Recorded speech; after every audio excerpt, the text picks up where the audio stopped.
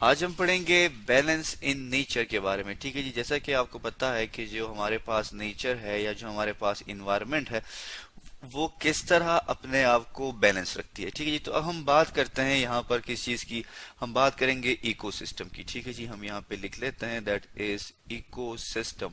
अब इकोसिस्टम जो है हमारे पास, ये क्या करता है, ये इस नेचर को बैलेंस में रखता है। ठीक है जी, तो अब इकोसिस्टम हमारे पास क्या है। इकोसिस्टम को हम इस तरह डिफाइन करते हैं कि ये हमारे पास इंटरेक्शन है।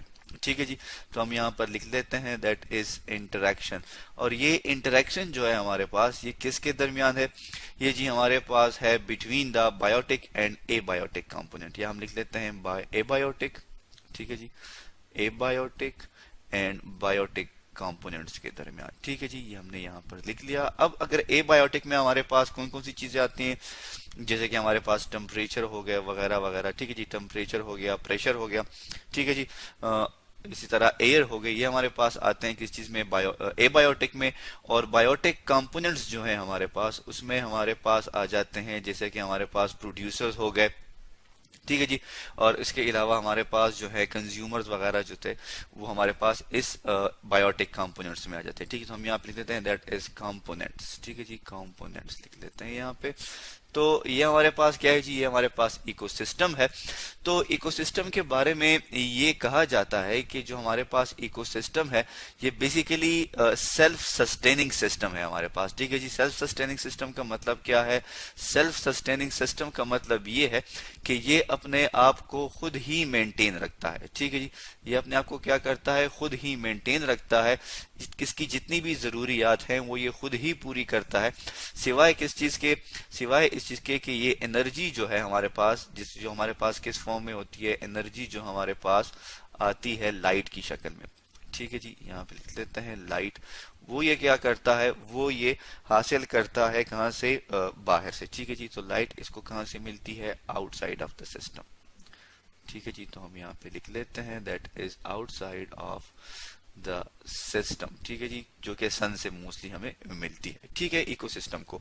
तो इसी तरह हम ये कहते हैं कि जो हमारे पास जितने भी नेचुरल इकोसिस्टम है, ठीक है जी, हमारे पास जितने भी क्या है नेचुरल या नेचुरली जो हमारे पास इकोसिस्टम मौजूद हैं वो क्या होते हैं जी, वो हमारे पास स्टेबल होते हैं। ठीक है जी, तो हम यहाँ पर मेंशन कर लेते हैं कि हमारे पास जितने भी नेचुरल इकोसिस्टम्स हैं वो क्या है, वो जी हमारे पास स्टेबल होते हैं। ठीक है, ये हमारे पास नेक्स्ट पॉइंट आ गया। नेचुरल इकोसिस्टम हमारे पास क्या होते हैं, स्टेबल होते हैं। ठीक है जी, स्टेबल फॉर्म में होते हैं, स्टेबल स्टेट में होते हैं।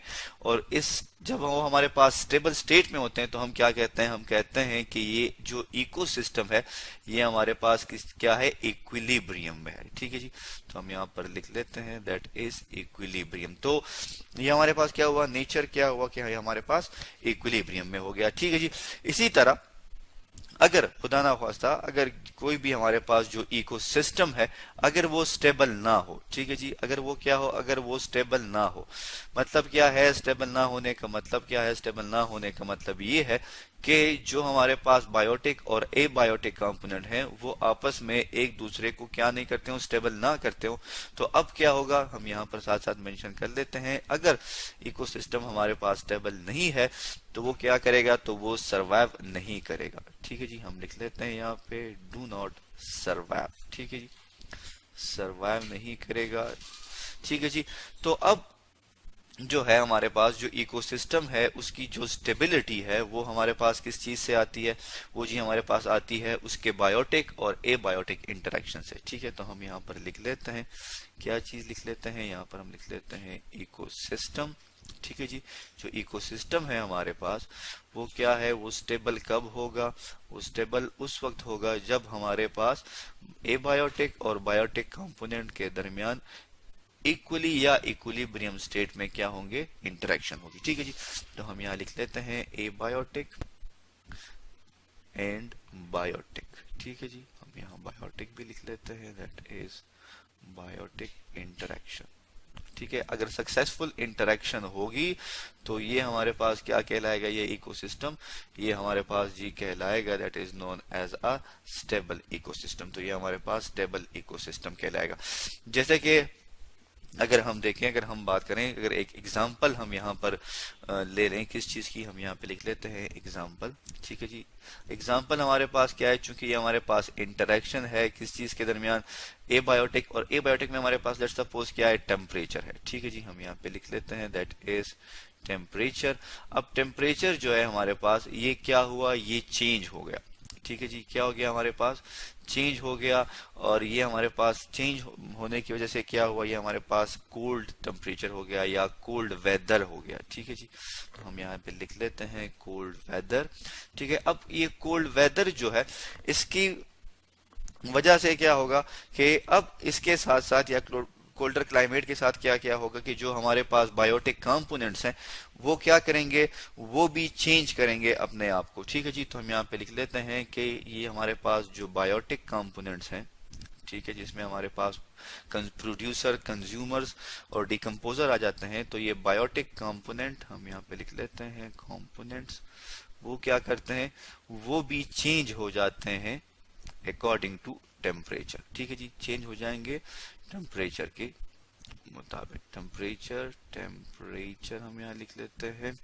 ठीक है जी, टेम्परेचर के अकॉर्डिंगली वो चेंज हो जाएंगे। ठीक है, तो अब ये हमारे पास क्या कहलाता है, ये अब हमारे पास कहलाता है that is a balance ecosystem के। ये जो हमारे पास इकोसिस्टम था, जो उसकी चेंज, उसकी स्टेट में जब चेंज आई, तो बायोटिक कंपोनेंट ने क्या किया, इंटरेक्ट, हमने ये क्या कि स्टेबल कब होगा, कि जब इन दोनों बायोटिक और जो हमारे पास बायोटिक और ए बायोटिक हैं, इनके दरमियान सक्सेसफुल इंटरेक्शन होगी, तो ये हमारे पास स्टेबल इकोसिस्टम कहलाएगा। इसी तरह अगर किसी इकोसिस्टम में हमारे पास डिसरप्शन आ जाए, तो फिर क्या होगा, हम वो भी यहाँ पे मेंशन कर लेते हैं कि अगर हमारे पास इकोसिस्टम में, ठीक है जी, हम यहाँ लिख लेते हैं दैट इज इकोसिस्टम, अगर इकोसिस्टम में हमारे पास डिसरप्शन आ जाए, ठीक है जी, वो डिस्टर्ब हो जाए, उसका कोई फैक्टर जो है वो चेंज हो जाए या कोई मेजर फैक्टर चेंज हो जाए, तो उससे हमारे पास जो इकोसिस्टम है, अगर वो वापस अपनी इक्विलिब्रियम स्टेट में नहीं आएगा,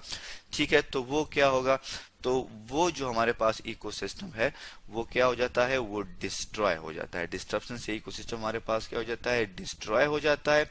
लेकिन उसके साथ साथ हमारे पास क्या हो जाती है, फॉर्मेशन हो जाती है किस चीज की, न्यू इकोसिस्टम की।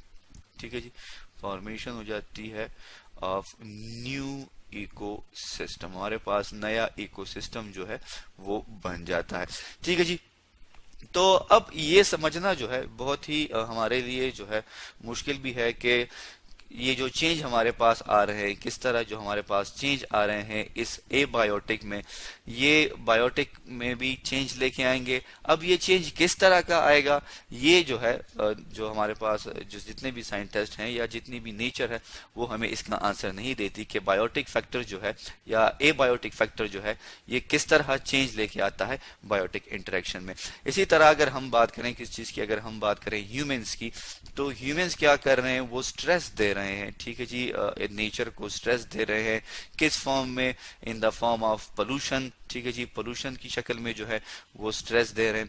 इसके अलावा जो है वो डिफोरेस्ट्रेशन जो है हमारे पास, ठीक है जी, दरख्त जो है हमारे पास, जंगलात जो है हमारे पास, वो कट रहे हैं। तो ये क्या है, ये ह्यूमन जो है वो स्ट्रेस दे रहा है किस चीज को, नेचर को, इन्वायरमेंट को, और इसकी वजह से जो हमारे पास जो ग्लोबल इन्वायरमेंट है वो क्या हो रहा है, वो इफेक्ट हो रहा है। ठीक है जी, तो हम यहाँ पे लिख लेते हैं कि ये क्या हो रहा है, यहाँ पर ये इफेक्ट कर रहे हैं किस चीज को, जो हमारे पास ग्लोबल इन्वायरमेंट है। ठीक है जी, दैट इज ग्लोबल, ग्लोबल की स्पेलिंग ठीक कर लेते हैं। ठीक है जी, दैट इज ग्लोबल इन्वायरमेंट। ठीक है जी, इन्वायरमेंट। ठीक है जी, तो ये अब हमारे पास क्या हुआ, बैलेंस हुआ इन नेचर कि किस तरह ह्यूमन बीइंग जो है उसको ये नहीं पता, जैसे कि वो जंगलात काट रहा है या जंगल कटे जा रहे हैं, तो उसकी वजह से बहुत सारे जो हैबिटाट हैं एनिमल्स के, प्लांट्स के, वो डिस्ट्रॉय हो रहे हैं। और इसके अलावा अगर हम देखें तो हमारे पास जो एक्सटेंशन रेट है, जो स्पीशी हमारे पास एक्सटेंट हो रहे हैं, खत्म हो रहे हैं, वो भी बहुत ही ज्यादा हो गई। क्यों कि ह्यूमन पॉपुलेशन जो है वो स्ट्रेस अप्लाई कर रही है किस चीज पे, हमारे पास नेचर पे, इकोसिस्टम पे, जिसकी वजह से जो बैलेंस है नेचर में वो डिस्टर्ब हो रहा है। तो आज हमने डिस्कस किया किस चीज के बारे में, आज हमने डिस्कस किया बैलेंस इन नेचर के बारे में।